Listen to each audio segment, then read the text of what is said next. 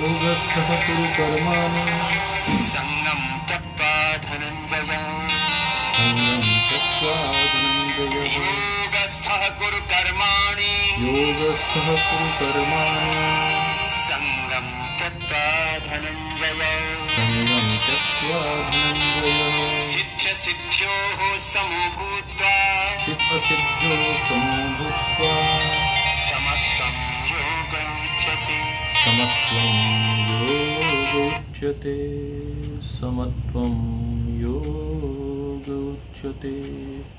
ओम श्री परमात्मने नमः। ओम श्री गुरुभ्यो नमः। ओम सर्वेभ्यो नमः। आज के इस कक्षा में जब से हमने कल महावेद मुद्रा के विषय में कहा था, the most piercing effect of the मुद्रा इज कॉल्ड महावेद मुद्रा, और उसमें हमने इस विषय में चर्चा की थी कि किस प्रकार वह हमारी सुषुम्ना में शक्ति के प्रवेश में सहायक हो सकती है। आज हम इस प्रक्रिया को और आगे बढ़ाएंगे और एक विषय अपने सबके ध्यान में आया कि महावेद मुद्रा का इफेक्ट क्या रहता है। इफेक्ट ये रहता है कि वह हमारी डाइजेशन नेवल फायर को बढ़ाती है और उससे हमारा मानसिक नियंत्रण भी बढ़ता है, और यहाँ तक कहा कि जो मयूर आसन है उससे भी ज़्यादा उपयोगी महावेद मुद्रा है।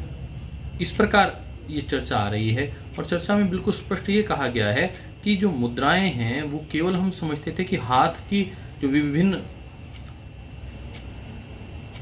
पार्ट्स हैं, उंगलियों के जो विभिन्न पार्ट्स हैं, उनको ही टच करने से मुद्रा बनती है, परंतु इस मिथ को हमने देखा कि निरंतर तोड़ते हुए कि मुद्राएं शरीर के विभिन्न भागों के अलग अलग आसनों में निरंतर उसको विशेष रूप से स्थापित करने से भी बनती हैं। हम आज जिस मुद्रा के विषय में चर्चा कर रहे हैं वह मुद्रा है खेचरी मुद्रा। और खेचरी मुद्रा में आप सब लोग जानते हैं कि खेचरी मुद्रा एक वह मुद्रा है जो मूलतः ध्यानात्मक दृष्टिकोण से बहुत महत्वपूर्ण है। आज जो साथी कार्यकर्ता यहाँ पर उपस्थित हैं उन्होंने बहुत सी मुद्राओं के विषय में जाना होगा, समझा होगा। हमने कहा कि लगभग ये सारी मुद्राएं पूर्ण हो गई हैं। महाबंध में हमने मूलबंध, उद्यान बंध और जालंधर बंध के विषय में जाना था। इसको अलग अलग दृष्टिकोण से भी हम जानेंगे। फिर आई थी महामुद्रा, फिर महामेद मुद्रा। महावेद मुद्रा के दृष्टिकोण से यह अगली जो मुद्रा है यह अत्यंत महत्वपूर्ण है, परंतु इसको लेकर बहुत से प्रश्न चिन्ह हैं। एक श्लोक 47 है, उसको आप कल थोड़ा सा पढ़ लीजिएगा, 47-48। उसमें कहीं ना कहीं गौमांस के विषय में भी चर्चा आई है कि गौमांस खाना चाहिए। ऐसा नहीं है, उनका हम ऋषियों के यथार्थ तत्व को नहीं पकड़ते। गौ मायने इंद्रियां भी होती हैं, गौ मायने सूर्य की रश्मि भी होती है। गौ का कोई एक अर्थ नहीं है, गो जिह्वा को भी कहते हैं।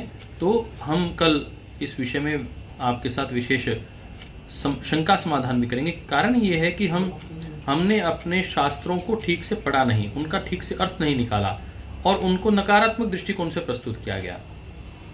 ये अपने आप में एक बड़ा नेगेटिव विषय हुआ है।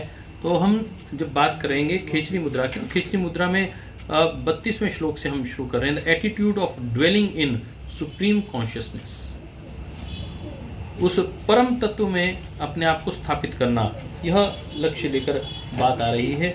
मेरा मन था कि आपको कम से कम थोड़ी सी जानकारी जब चक्रों की हो जाएगी तो आपको ध्यान में आएगा कि आज्ञा चक्र और बिंदु चक्र कहाँ हैं और सहस्त्रार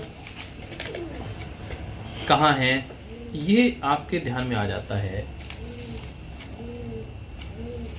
तो आप देख पाएंगे कि जो ये मुद्राएं हैं आज्ञा चक्र और सहस्त्रार चक्र, ये एक लाइन में है और ठीक आज्ञा चक्र के नीचे आपको अपनी जिह्वा को लाना है। बस ये खेचरी मुद्रा की एक मूल प्रक्रिया है, इस बात को ध्यान में रखते हुए। तो हम बात कर रहे हैं खेचरी मुद्रा के विषय में। तो खेचरी मुद्रा अपने आप में एक महत्वपूर्ण मुद्रा है और इस मुद्रा में हम जो चर्चाएं रखेंगे सामने, वो चर्चाएं लगभग आप सबके संज्ञान में है। मैंने कहा कि उसका एक जो बड़ा विषय था खेचरी का, उसमें कपाल की विषय में बात की गई है कि जो खेचरी मुद्रा है वो खे मायने खम्ब्रम, खम्ब मायने आकाश, ब्रह्मा का जो स्वरूप बताया वह आकाशीय स्वरूप बताया है। परमात्मा का स्वरूप क्या है? ओम खम्ब्रम।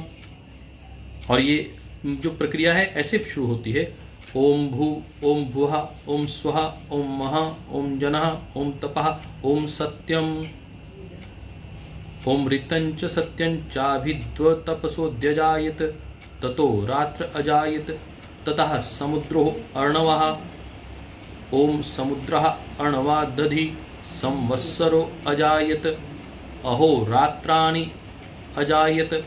जिस भगवान ने रात्रि का निर्माण किया, संवत्सर की रचना की, जिसने सूर्य की रचना की, जिसने समुद्र की रचना की, उसके विषय में बात आ रही है, उस महान ईश्वर के विषय में बात आ रही है। तो ख मायने खम्ब्रम,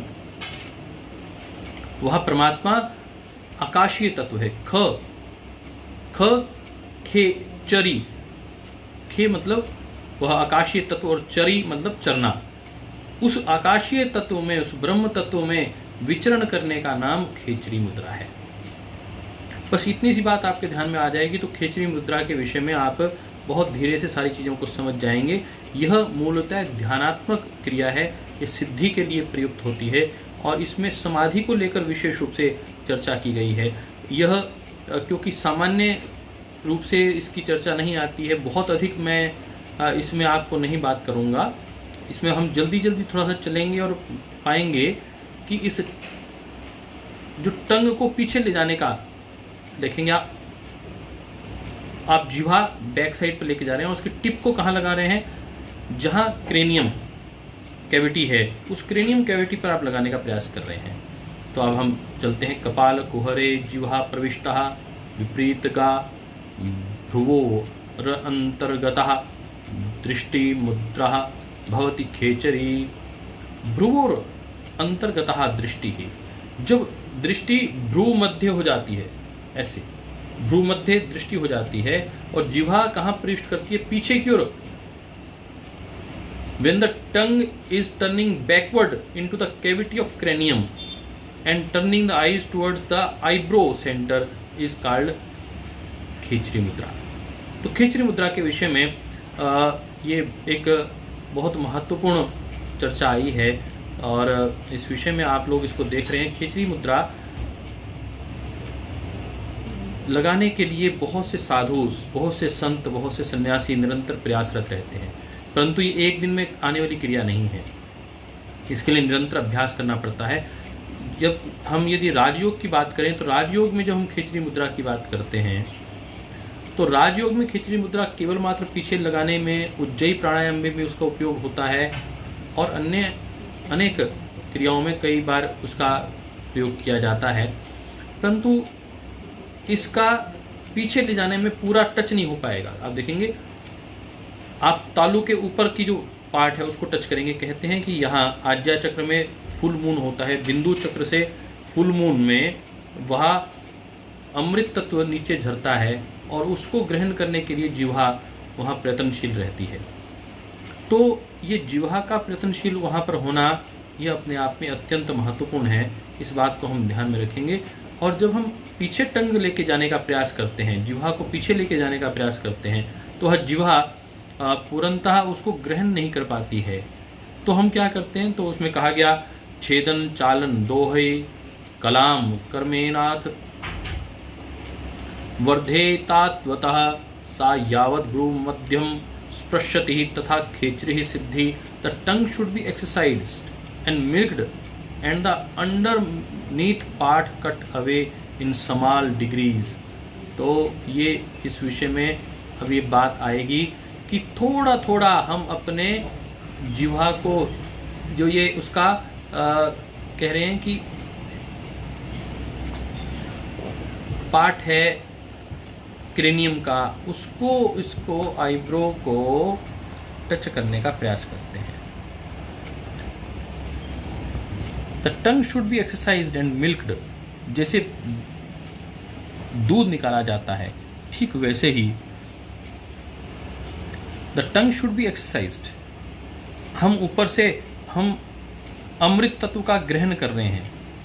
छेदन चालन दोहे, तो छेदन भी करना है, चालन भी करना है। कलाम कर्मेनाथ वर्धित तावतः सा यावत भ्रूमध्यम स्पृश्यति। तब जब वो भ्रूमध्य जब स्पर्श होता है तथा खेचरी सिद्धि, तब जाके खेचरी की सिद्धि मानी जाती है। तो उसको पीछे हम जब टंग करते हैं उतनी टंग पीछे जा नहीं पाती, तो क्या कहते हैं, स्नूहि पत्रनिभम शस्त्रम सुतीक्ष्णम स्निग्ध निर्मलम with a clean thin blade gently cut away the membrane under the tongue, cut it by a very fine hair breadth each time। हल्का सा जैसे एक बाल जितना आपको कट लगाना है, फिर पीछे की ओर जाना, ऐसा उसमें कहा गया है, परंतु हम इसके विषय में घोषित नहीं करते हैं। एक रख दे, मेरे सामने भी दिखाई देगा। तो with a clean thin blade gently cut away the membrane under the tongue, cut it by fine hair's breadth each time। तो यह सेंधव, फिर उसमें कहा गया जब कट लगाएंगे तो हल्का सा वहाँ पर इन्फेक्शन होने का खतरा रहेगा, तो कहा गया कि वहाँ पर सेंधव और हल्दी लगाते रहें और 7 दिन के बाद या हर रोज़ उसको थोड़ा थोड़ा काटते रहें। तो हम इस बात को ध्यान में रख रहे हैं कि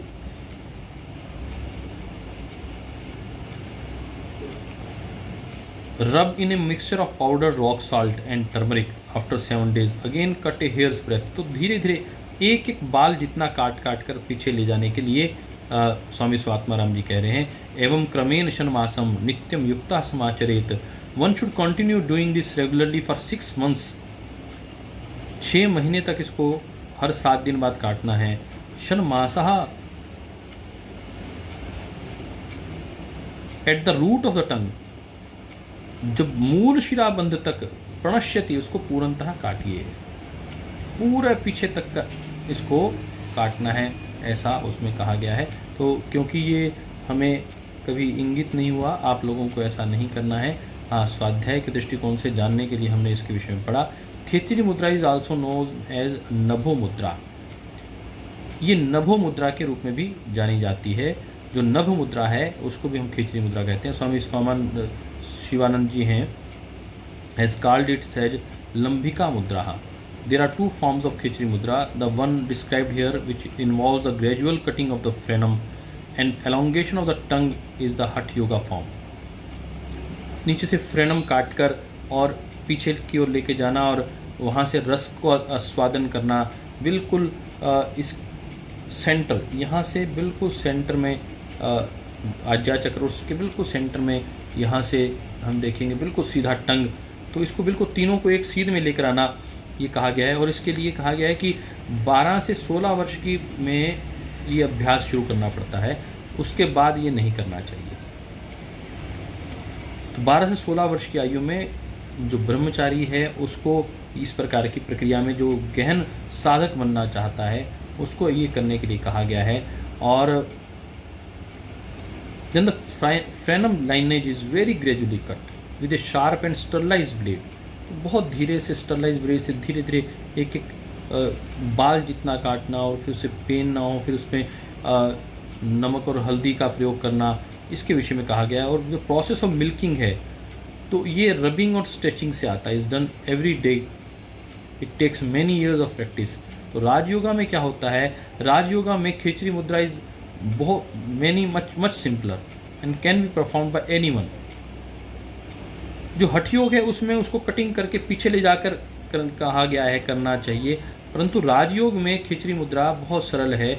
उसमें कहा गया है कि उसको केवल आपको टंग को पीछे मोड़ना है और under the surface touch the upper back portion of the soft palate, जो ऊपर आपका तालू है उसको टच करना है इफ़ पॉसिबल। तो नेज़ल ऑरिफिस जो नाक की ओर जा रही है, तालू का टच हो रहा है, उस पोर्शन को टच करके रखना है। बस वहाँ से ही आपका जो अमृत तत्व है उसको ग्रहण करना शुरू कर देते हैं। इससे साधना की प्रक्रिया ठीक रहती है, मन भटकता नहीं है। यह मन के एकाग्री करने के लिए भी बहुत आवश्यक है। This form of Khechari is usually practised in conjugation with other practices such as japa, meditation and Ujjayi pranayama.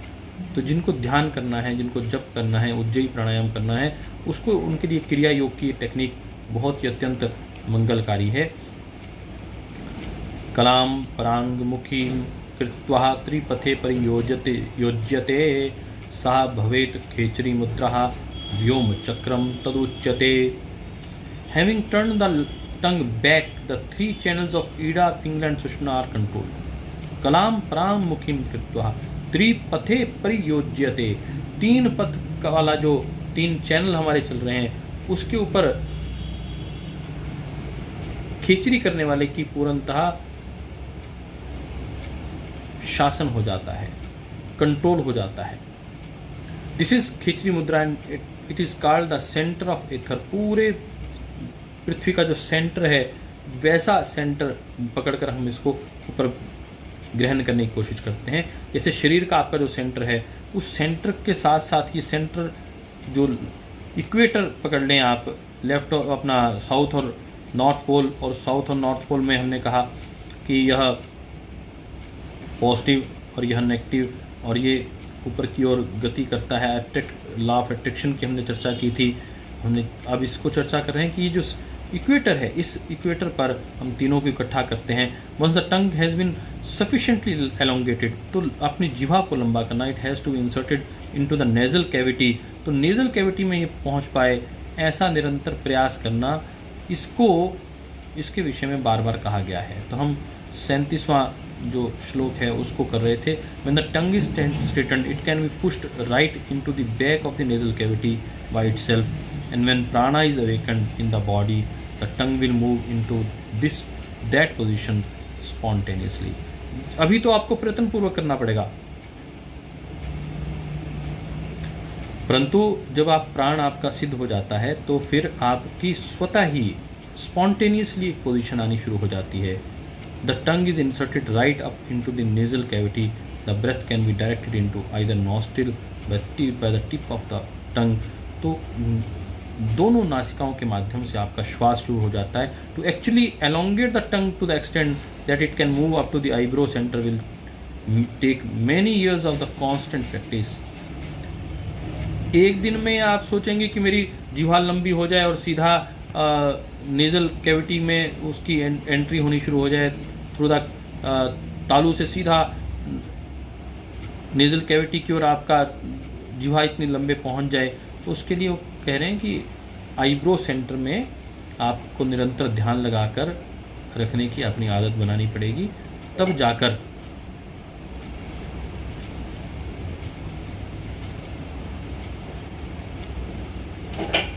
many years of constant practice, consistent practice, तो लगातार एक अनवरत आपको उस प्रैक्टिस को करना है, तब जाकर आप इस स्थिति को प्राप्त कर पाएंगे। इस बात को बार बार कहा जा रहा है। तो हम इस विषय में और आगे बढ़ते हैं। कहा रसना मूर्ध्वंगा कृत्वा क्षणम क्षणार्धम अपि तिष्ठति विषयर्मुच्यते योगी व्याधि मृत्यु जराधि विषय विमुच्यते योगी। इससे व्यक्ति के जो साधक है उसको कोई विष इसको तंग नहीं कर सकता। It can make free from all type of toxins, diseases, death and old age. बार बार इस विषय में कहा गया है कि ओल्ड एज और डिजीज़ के विषय में हठ योग में बार बार चर्चा की गई है। न रोगो मरणम तंद्रः न निद्रा न क्षुधः त्रिशम न च मूर्छा भवेतस्य यो मुद्राम वेति खेचरीम। वो मुद्रा जो हर प्रकार के रोग को, तंद्रा को, निद्रा को, क्षुधा को, त्रिषा को, मूर्छा को और मृत्यु को भी नियंत्रण कर दे, वही मुद्रा है जिसका नाम खेचरी है। One who accomplishes this Khechari mudra is neither troubled by disease, उस व्यक्ति को कभी कोई फिर रोग नहीं होता है, कोई रोग सताता नहीं है। और हम यदि खेचरी मुद्रा की बात करें, exerts a controlling influence upon the network of endocrine glands throughout the body, क्योंकि यदि जरा को आपको नियंत्रण में करना है तो इसका मतलब आप अपनी एंडोक्राइन ग्लैंड्स के ऊपर नियंत्रण कर रहे हैं, आप अपनी पिट्यूटरी ग्लैंड के ऊपर नियंत्रण कर रहे हैं, and thereby the whole orchestra of glands associated with the centres below Ajna. आप इन सब ग्लैंड्स को निरंतर आप उसका संवर्धन भी कर रहे हैं और उनका नियंत्रण भी कर रहे हैं। और these dependent glands include the thyroid, pituitary gland, फिर मेमोरी ग्लैंड्स, थाइमस, जो एड्रेनल एंड रिप्रोडक्टिव ग्लैंड्स जो किडनी के ऊपर होती हैं, ये जो ग्लैंड्स हैं, इन सब ग्लैंड्स का जो सिक्रीशन है, जिसे हार्मोनल ग्लैंड्स कहते हैं, एंडोक्राइनल ग्लैंड्स कहते हैं, इन सब के प्रोसेस को नियंत्रण करने का और नियंत्रण करके उनको एक दिशा में ले जाने का ये कार्य करती है। जब इस पर ये नियंत्रण होना शुरू होता है तो आपके जरा और आपकी रोग के ऊपर नियंत्रण होना शुरू होता है। The practice of Khechari mudra also influences the centres in the hypothalamus and brain stem which control autonomic breathing system, heart rate, emotional expression, appetite and thirst. तो आपके भूख, प्यास और जो संवेदनाएं हैं और जो ब्रेन है उसके ऊपर नियंत्रण होना शुरू हो जाता है। The practice also influences the salivary gland, saliva जो ग्लैंड है, and the faculty of taste which in turn are also connected to the lower nerve plexus. तो जो आपका नर्व प्लेक्सिस है उससे आपकी जो भूख है, प्यास है, उस पर नियंत्रण होना शुरू होता है। और हमने देखा मीराबाई का एक ध्यान में आता है विषय कि मीराबाई को कहा गया कि आपको पॉइजनस दूध को पीना है, वो उसके लिए अमृत बन गया। तो क्या था, वो कहते हैं कि किसी प्रकार की वह मुद्रा की उसने प्रैक्टिस की थी और उससे उसकी सिद्धि प्राप्त हो गई थी, उसके विषय में चर्चा करते हैं। पीड़ते नासा रोगेन लिप्यते न च कर्मणा बाध्यते न स कालेन यो मुद्राम वैति खेचरीम। तो खेचरी मुद्रा की अत्यंत प्रशंसा की गई है। लगभग 20 श्लोक आप देखेंगे इस खेचरी मुद्रा के विषय में आएंगे और 20 की 20 श्लोक में निरंतर उसके विषय में एक ही बात है कि ये खेचरी मुद्रा से ये इफेक्ट आता है, ये लाभ होता है। पीड़िते नासा रोगेन, one who knows khechari mudra is unaffected by disease, unaffected by the laws of cause and effect of the karmas, and it frees from the bonds of time, अर्थात मृत्यु के भय से मुक्त कर देता है। पीड़िते न सा रोगेन लिप्यते न च कर्मणा, जो कर्माशय है उसमें भी व्यक्ति नहीं फंसता, और यदि कर्माशय कोई बन भी गया है तो उसको समाप्त कर देता है। मैंने कहा था ज्ञान प्रकट होने के बाद जो घास फूस है वो सब जल जाता है, और जो भी सत्य चित्त, सत्वगुण, रजगुण और तमोगुण है, इन तीनों को समाप्त करके उसको ईश्वर में लीन करने का प्रयास करता है, वो कर्माशय ज्ञान के माध्यम से प्राप्त होता है, तप के माध्यम से प्राप्त होता है। And free from the bonds of time चित्तम चरति खे। अब खेचरी मुद्रा की इसमें परिभाषा वह स्पष्ट बता रहे हैं। चित्तम चरति खे यस्मान जिह्वा चरति खे गताः तेनेशः खेचरी नाम मुद्रा सिद्धिर निरूपिता।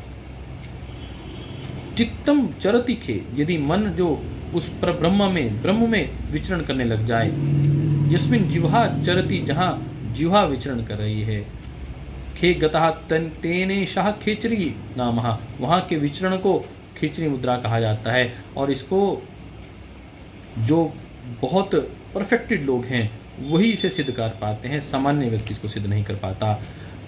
One who knows khechari mudra is one who has experienced and perfected it. The Sanskrit word veti, meaning knowledge, refers to knowledge through experience, not knowledge through an intellectual concept. केवल मात्र सुनकर पढ़कर आपने कोई ज्ञान ग्रहण कर लिया तो ज्ञान है, परंतु यदि आपने उसका अनुभव किया तो उसको अनुभूति कहते हैं। तो ये जो प्रैक्टिस है ये अनुभूति से आती है खेचरी मुद्रा की। यह केवल मात्र सुनने और पढ़ने से इसका ज्ञान नहीं हो सकता। इस विषय में केवल गुरु आज्ञा के अनुसार ही अपने को खिचड़ी करनी चाहिए, यह इसमें निश्चित रूप से कहा गया है। और हम यदि आगे चलें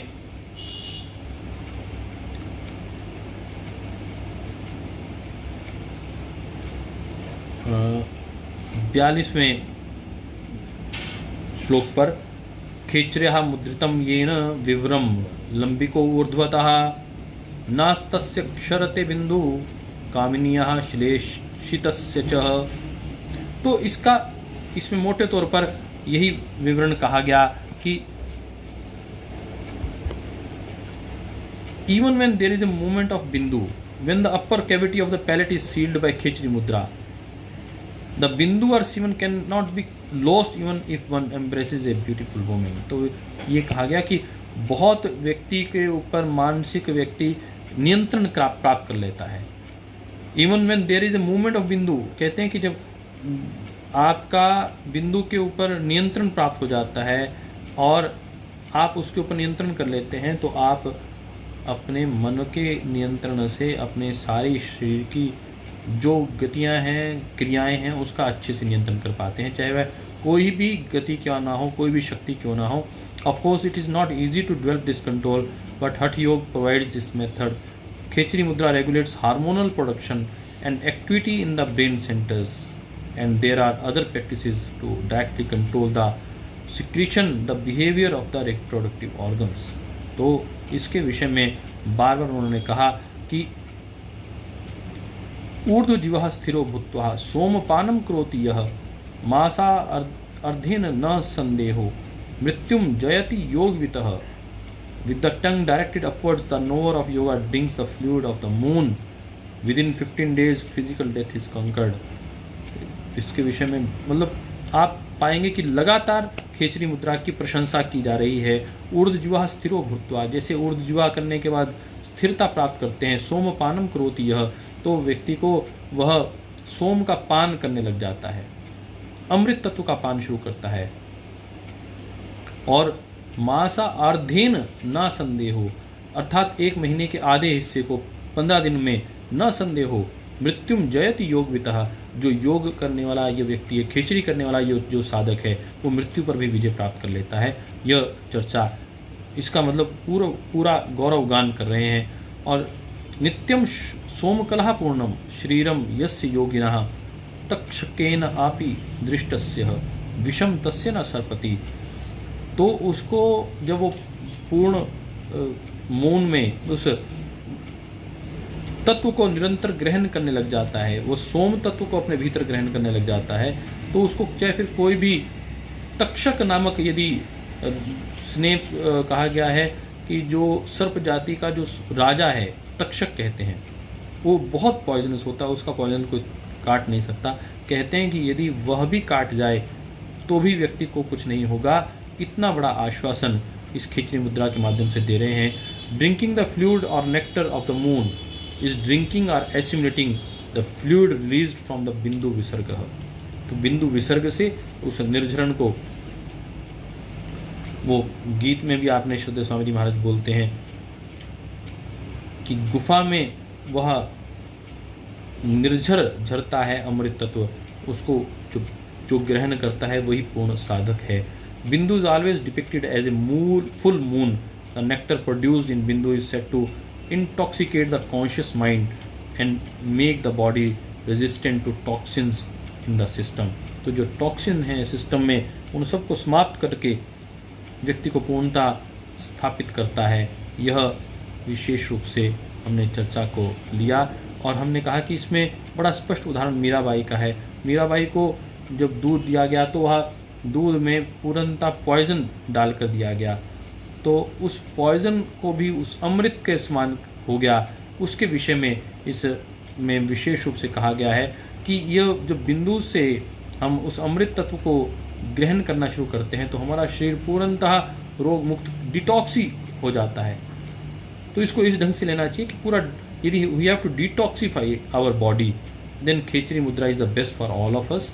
एंड इसमें जो हठयोग की खेचरी मुद्रा है उसमें तो कट लगा के पीछे जाने के लिए कहा गया है, परंतु राजयोग की जो खिचड़ी मुद्रा जो सेकंड टेक्निक है वो कहती है कि तालू में आपको अपनी जीवा को लगा के रखना है ताकि आपका पूरा जो ध्यान है वो एकीकृत रहे, कंसंट्रेटेड रहे और आप उस अमृत तत्व का ग्रहण कर पाएँ। वो भी इस बात को मानते हैं कि अमृत तत्व वहाँ से झरता है और हमें बिंदु चक्र और आज्ञा चक्र के नीचे अपनी जीवा को लगाना है और सहस्त्रार चक्र तक एक ही लाइन में उसको लेकर आना है और अपने एंडोक्राइन ग्लैंड्स पर, अपने रिप्रोडक्टिव ऑर्गन्स पर हमें नियंत्रण प्राप्त करना है और यही खेचरी मुद्रा का मूल उद्देश्य है। और इसको प्राप्त करते हुए ब्रह्म में निरंतर चरण करने का नाम खेचरी है।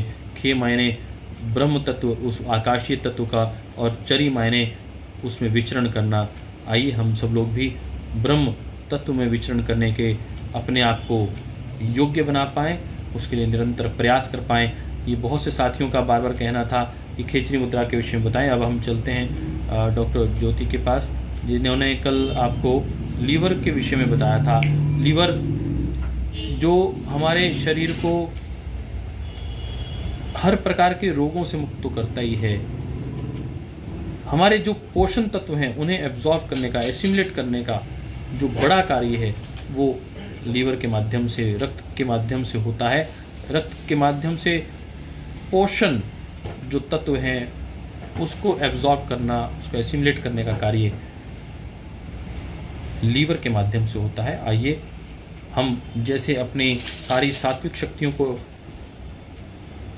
आंतरिक रूप से ग्रहण करने का प्रयास कर रहे हैं इस खेचरी मुद्रा के माध्यम से, ऐसे ही और डिटॉक्सिफाई करने के लिए प्रयास कर रहे हैं अपनी इच्छाओं को, अपनी वासनाओं को। वैसे ही यहाँ बात आ रही है कि आपके अन्नवय जो अन्न रस है उसके पोषण तत्व को कैसे हम ग्रहण करें। चलते हैं डॉक्टर ज्योति के पास। ओम। सभी योग साधक साधिकाओं को मेरा प्रणाम। हम पिछले दिनों कर रहे थे अन्नम वही प्राणा, अन्न ही प्राण है। अन्न से बल, वर्ण और ओज की प्राप्ति होती है, तो उसके लिए ज़रूरी है कि हम अन्न सही मात्रा में खाएं, सही तरीके से खाएं, सही समय पर खाएं और उसका शरीर में पाचन भी सही तरह से हो और पाचन के बाद अवशोषण भी सही तरह से हो, तभी वो हमें बल, वर्ण और ओज देने वाला बनेगा। तो हम लीवर के विषय में पढ़ रहे थे। लीवर के आपको इतने कार्य बताए कि एक मेन गेट है लीवर, जो आपने खाया उसमें जो भी उसके बाद खाना जो है छोटी आंत से सीधा ब्लड में जाने वाला है, तो उसको पूरी तरह से ब्लड के योग्य बनाना वो लीवर का काम है। कई चीज़ों का पाचन करता है, जो दवाइयाँ लेते हैं, ड्रग्स लेते हैं, उनका मेटाबॉलिज्म लीवर में होता है। जो अल्कोहल लेते हैं लोग, उसका मेटाबॉलिज्म लीवर में होता है। और जो हमारे रिपेयर होती है, जो सेल्स होती हैं वो टूट रही हैं, उनका जो वेस्ट पदार्थ बनता है वो सब लीवर उसको साफ करता है, ठीक करता है। लीवर जो है बाइल सिक्रीट करता है। लीवर का काम हम अगर देखें तो लीवर जो है फीटल लाइफ, जब बच्चा गर्भ में होता है तब से ही लीवर का काम शुरू हो जाता है और लगभग पूरी लाइफ लीवर काम करता रहता है, बढ़ता रहता है। और लीवर में चेंजेस आते रहते हैं। साइज तो उसका उतना ही रहता है जितना फिक्स है, लेकिन उसमें टिश्यू में चेंजेस आते रहते हैं। लीवर की वर्किंग तब इफेक्टिव है जब उसका टिश्यू का टेक्सचर वैसा रहे। जैसे हम कपड़ा है, कपड़ा देखते हैं, कॉटन है कैसी है, उसका टेक्सचर देखते हैं। ऐसे लीवर का टेक्सचर जब तक स्पॉन्जी रहेगा, ठीक रहेगा, उसकी जो सेल्स हैं वो ठीक प्रकार से काम करेंगी, वो रक्त का विशोधन ठीक से करेंगी, तब तक वो लीवर के जो फंक्शंस हैं वो ठीक चलते रहेंगे। नहीं तो क्या होगा, जो लीवर हटा रहा है वो अगर वो सही से नहीं कर पाएगा तो वो उसमें शरीर में जो वेस्ट पदार्थ हैं वो अधिक बढ़ने शुरू हो जाएंगे, जिससे क्या है यूरिया बढ़ जाएगा, जिससे कोलेस्ट्रॉल बढ़ जाएगा, जो लीवर्स के एंजाइम्स हैं वो बढ़ जाएंगे और लीवर हम देखते हैं फैटी लीवर हो गया। फैटी लीवर में क्या होता है कि लीवर के जो सेल्स होती हैं उनकी स्पॉन्जीनेस खत्म हो जाती है, इलास्टिसिटी कम हो जाती है, उनकी वर्किंग कम हो जाती है। क्यों? क्योंकि फैट के मेटाबॉलिज्म डिस्टर्ब होने के कारण। तो कहते हैं कि लीवर फैटी हो गया है। आजकल बच्चों में भी फैटी लीवर देखने को मिल रहा है। हालांकि बच्चे अल्कोहल भी नहीं लेते हैं, फिर भी देखा जा रहा है कि उसमें फैटी लीवर है। क्यों? उसका एक मेन कारण है कि फास्ट फूड वो ज़्यादा लेने लग गए हैं। जो फास्ट फूड है वो हमारे शरीर के लिए बहुत हानिकारक है, इसको हम आगे देखेंगे। हम देख रहे थे कि हमने खाने में कार्बोहाइड्रेट खाए, कार्बोहाइड्रेट खाए तो वो आगे कैसा पाचन होगा उसका? जो भी अनाज खाएंगे, ग्रेन्स खाएंगे हम, उसका पाचन है। जो भी मीठा खाएंगे, ग्लूकोज खाएंगे, फ्रूट्स खाएंगे, फ्रक्टोज, जो फ्रूट में शुगर होती है मेनली फ्रक्टोज होती है, उसमें फाइबर बहुत ज़्यादा होता है और पानी बहुत ज़्यादा होता है, तो वो सारा ग्लूकोज के रूप में परिवर्तित हो जाता है। ग्लूकोज में रूप में परिवर्तित हो जाएगा तो वो जब खाने के दौरान स्टमक से बाहर निकलेगा, छोटी आंत में आ गया, तो वहाँ पर क्या होगा? पैंक्रियास से आके इंसुलिन मिल जाएगा। इंसुलिन तुरंत उसको मिल जाता है ताकि जो ब्लड है उसमें शुगर का लेवल नहीं बढ़े, एक मेंटेन रहे शुगर का लेवल। तो इसीलिए इंसुलिन उसमें आकर मिल जाता है। और इंसुलिन जो लीवर की सेल्स होती हैं उसमें इंसुलिन रिसेप्टर्स, वो इंसुलिन लेने के लिए तैयार बैठे होते हैं। अगर लीवर की सेल्स ठीक नहीं होंगी तो वो इंसुलिन के प्रति सेंसिटिव नहीं होंगी। इंसुलिन सिक्रीट तो होगा लेकिन उसको वो अंदर नहीं लेंगी। तो इंसुलिन सिक्रीट भी हो रहा है और उसको अंदर भी नहीं ले रही है, तो इंसुलिन के प्रति इनसेंसिटिव हो जाती हैं, जिसके कारण डायबिटीज आदि रोग होते हैं।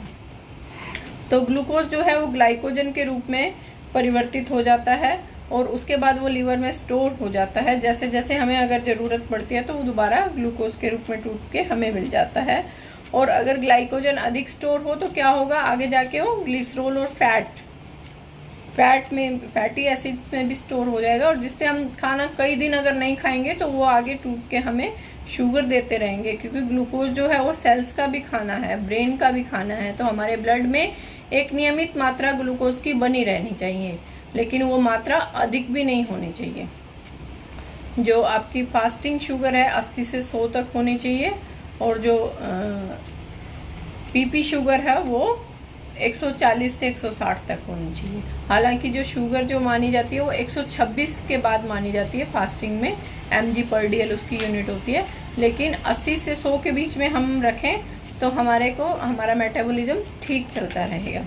उसके बाद अगर हम प्रोटीन लेते हैं, जो दालें ले रहे हैं, सब्जियां ले रहे हैं, वो प्रोटीन किसमें? जैसे ये ग्लूकोज में टूटा, सारा कार्बोहाइड्रेट टूट के ग्लूकोज में आ गया, ऐसे ही प्रोटीन सारा टूट के अमीनो एसिड बना देते हैं।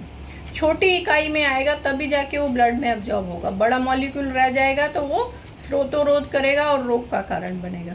एमिनो एसिड्स के रूप में आता है और वो फिर ब्लड में अब्जॉर्प्शन होता है। और प्रोटीन तो इतने सारे काम करते हैं, प्रोटीन के बहुत सारे काम हैं। जैसे हार्मोन्स में प्रोटीन होता है, सेल्स की रिपेयर में, सेल्स में जो न्यूक्लियस है, जो डीएनए है, आप रोज सुनते हैं डीएनए है, उसमें सब क्रोमोसोम्स हैं, उसमें सब प्रोटीन है। वो प्रोटीन स्ट्रक्चर के मेनली बने होते हैं। और केमिकल मैसेंजर का काम करता है प्रोटीन, न्यूरोट्रांसमीटर्स का काम करता है प्रोटीन जो है पूरे सेल्स की जो रिपेयर है, शरीर में कहीं भी घाव हो जाए वो प्रोटीन के कारण होता है। तो प्रोटीन अब किस में बन गया? या ये अमीनो एसिड्स में बन गया, और अमीनो एसिड्स टूट के फिर आगे यूरिया जो उनका वेस्टेज है वो बाहर निकल जाएगा। अगर प्रोटीन का मेटाबॉलिज्म सही नहीं हुआ तो यूरिया की जगह यूरिक एसिड बन जाएगा, जो कि शरीर में फिर रोग का कारण बनेगा। इसलिए प्रोटीन का मेटाबॉलिज्म ठीक होना जरूरी है, ताकि यूरिया जो है किडनी में जाए और किडनी से बाहर निकल जाए। अब आपका आगे खाने में क्या बचे? विटामिन, फैट, इनके बारे में हम कल जानकारी लेंगे कि फैट का क्या होता है। कोलेस्ट्रॉल आप आजकल सुनते रहते हैं, हार्ट डिजीज का कारण है। कोलेस्ट्रॉल बनता है, हाई डेंसिटी होता है, लो डेंसिटी होता है, तो उनका क्या लाभ है और क्या हानि है, इसके बारे में कल जानकारी प्राप्त करेंगे। और आज के सत्र के समापन के लिए चलते हैं आदरणीय डॉक्टर साहब के पास। बहुत अच्छे से अभी प्रोटीन के विषय में बताया, लोग प्रोटीन क्यों खाते हैं और क्यों लेना चाहिए उसके विषय में बात आ रही थी। तो हम आज के सत्र के समापन के लिए चलते हैं। आज हमने बहुत महत्वपूर्ण चर्चा की वह थी खेचरी मुद्रा को लेकर। खेचरी मुद्रा अपने आध्यात्मिक जीवन को अग्रसर करने का एक माध्यम है। इसको सात्विक दृष्टि से लेना चाहिए और ये सात्विकता को बढ़ाने का ही परिचायक है। आइए सबके मंगल की ईश्वर से प्रार्थना करते हुए आगे बढ़ते हैं। लंबा गहरा श्वास प्रणवध्वनि के साथ 1 मिनट का सामूहिक ध्यान और प्रार्थना।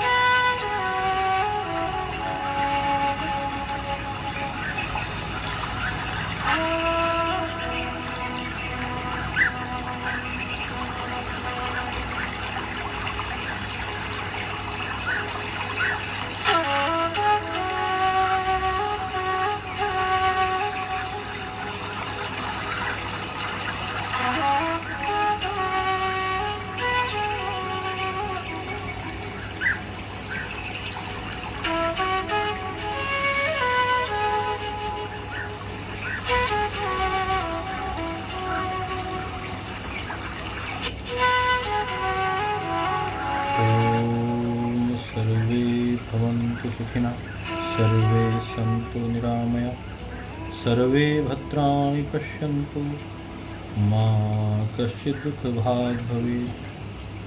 तेरा मंगल मेरा मंगल सबका मंगल होए रे, सबका मंगल होए रे।